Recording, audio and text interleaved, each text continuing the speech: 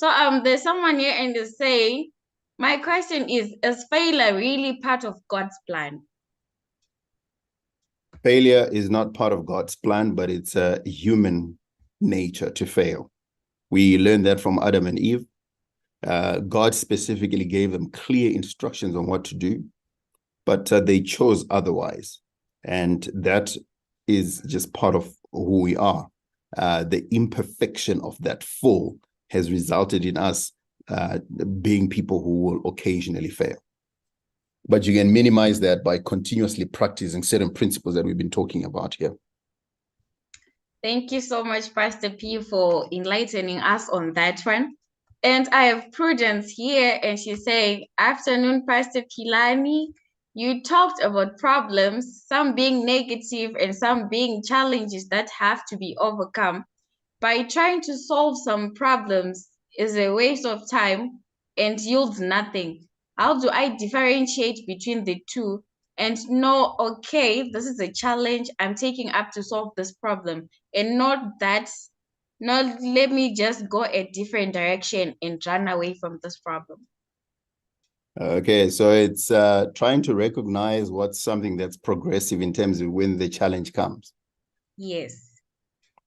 I always say this, when you're still in school and high school or university, a problem that possibly will waste your time is a relationship. A boy and a girl relationship.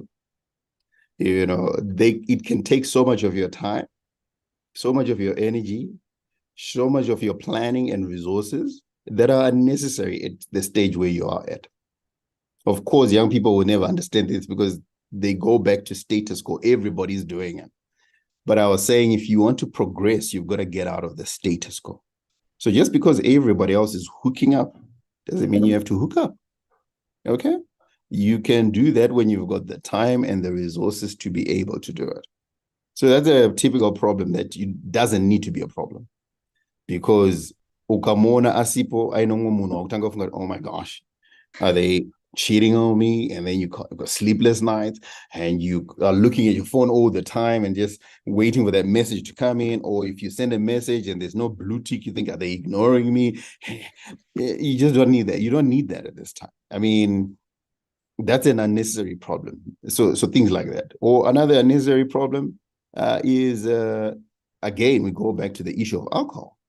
You drink alcohol and then you have terrible headaches, and tomorrow you're feeling bubbly and you're thinking, oh gosh, and then before you know it becomes a habit and you can't stop, but you don't have the money. So you start doing all kinds of things. You sell that, you sell this to try and keep. It's an unnecessary problem.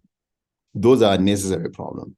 But good challenges are school. School is a good challenge because you know that if you pass this stage, you're going to get to this stage.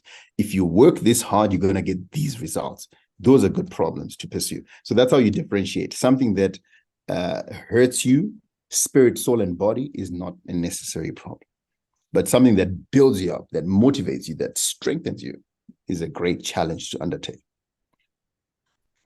This is really an eye-opener, Pastor P. I'm really sure that these guys they can really confirm that what you're saying is true, because our generation, these things are really happening with us. You're not like they you're not like they. So thank you so much, Pastor P, for making sure that it gets through our heads so that we really understand where we are going with this whole thing.